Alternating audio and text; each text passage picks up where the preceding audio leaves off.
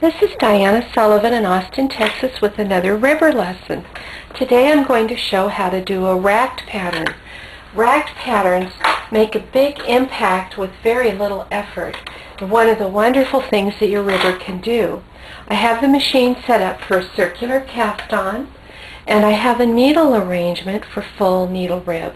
I went from 15 right to 15 left for the main bed needles, and then I have one needle less on the ribber, and notice that I am in half pitch, which means that the needles are going to pass in between each other as they knit. Go ahead and put the yarn between the beds and put my clothespin on and thread the machine and get the zigzag row in. Here's how that zigzag row looks up close with the comb and the weights on. I've gone ahead and used a medium comb and 2 large weights. Now I'm not doing anything different than a typical full needle rib cast on. I'm setting the machines for the circular rows now. I put them both on tension 1. I'm setting the main bed to slip to the left and the ribber to slip to the right, and then I knit 3 rows.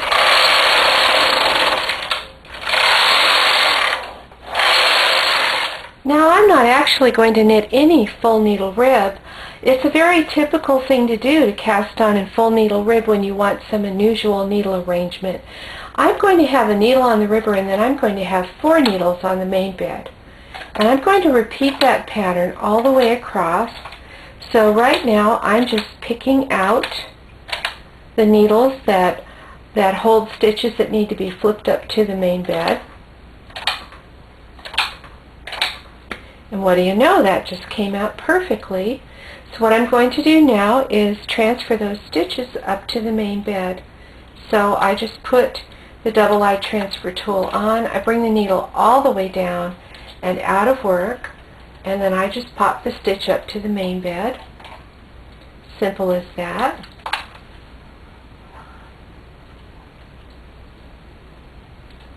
And as a matter of fact, it can make this job just a little easier to rack it to plain. However, I have to remember to put it back on half pitch. So I'm moving it over to plain. That way the stitches that I'm transferring are lined up. But it has to go back on half pitch. If I forget to transfer it back, I'm going to have collisions where I still have a needle on the ribber bed. So I'll complete the transferring on across and then come back and show you the needle arrangement. Transferred all the stitches except the last couple on the far left end. Now the way that I picked out the needles and put them in hold position meant that I had done all my planning ahead of time, and I wasn't very likely to make a mistake about the needle arrangement because I didn't have to think about it while I was transferring. Now there was one more thing that I really have to do. I have to put these needles back in half position. So I'm going to zero in on that racking handle and show how that works. Different machines have a little different racking controls. This one has this handle here on the left, and every time you turn the handle a little and get a hard click, that is a half of a rack. That is, it goes from half pitch to full pitch and then again to half pitch, one step over. And this device right here is a racking indicator.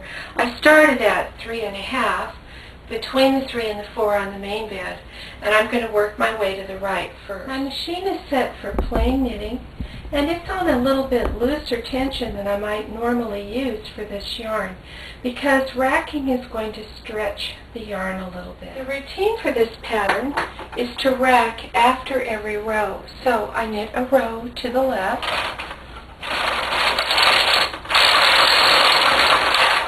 and then I'm going to rack one whole number to the right. So I went from 4 to 5 on the racking indicator, and then I knit a row to the right, and now I'm going to go from 5 to 6 on the racking indicator and knit a row, Now I'm going to go the other direction because I can't go any farther than 6. So I'm going back to 5. And then 4. And then 3. And I'll continue on with the pattern and show you the sample after this.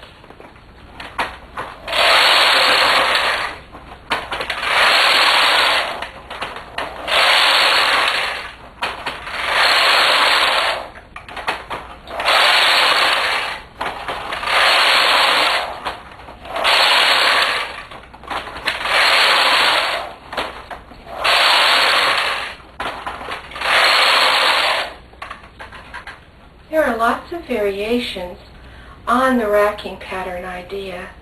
Here's what it looks like up close, and I'll show you what it looks like on the reverse. On the reverse it looks almost like stockinette, and then this is how that full needle rib cast on edge looks. Although I never did any rows of full needle rib. As soon as I put the circular rows on, I set it up for the racking pattern. So that's how to do a simple racked pattern. There are probably variations in your manual, and there are lots and lots of variations in other knitting books that you can do.